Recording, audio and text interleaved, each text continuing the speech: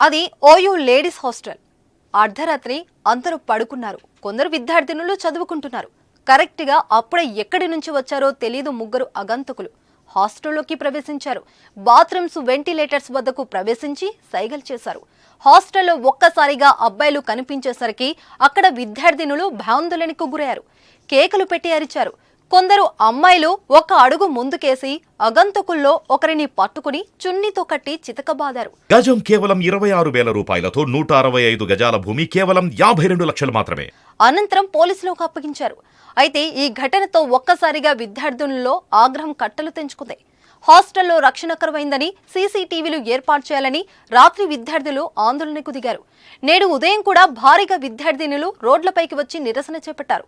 తమకు భద్రత కల్పించాలని డిమాండ్ చేస్తున్నారు. చాలా రోజులుగా తీవ్ర ఇబ్బందులు ఎదుర్కొంటున్నామని వాపోతున్నారు. హాస్టల్ పరిసర ప్రాంతాల్లో కొందరు పోకిరులు గంజాయి, మద్యం మత్తులో తిరుగుతుండడం తమకు భయాందోళనకు గురి చేస్తుందని చెబుతున్నారు. దీనిపై ఎన్నిసార్లు ఫిర్యాదు చేసినా ఎవరు పట్టించుకోలేదని ఆరోపించారు. పోలీసుల ముందే విద్యార్థినులు ఈ నిరసనకు దిగడంతో ఉద్రిక్తత నెలకొంది. అయితే హాస్టల్లోకి ప్రవేశించిన అగంతకులు ఎవరు, వారు ఎందుకు వచ్చారు అన్న విషయాలు తెలియాల్సిందే. ఈ ఘటనతో హాస్టల్లో సెక్యూరిటీ లోపాలు మరోసారి బయటపడ్డాయి. దీంతో అధికారులపై తీవ్ర విమర్శలు వస్తున్నాయి. ఇలాంటి సంఘటనలు జరిగినప్పుడు మాత్రమే చర్యలు తీసుకుని ఆ తర్వాత వదిలేస్తున్నారని విద్యార్థినులు ఆరోపిస్తున్నారు.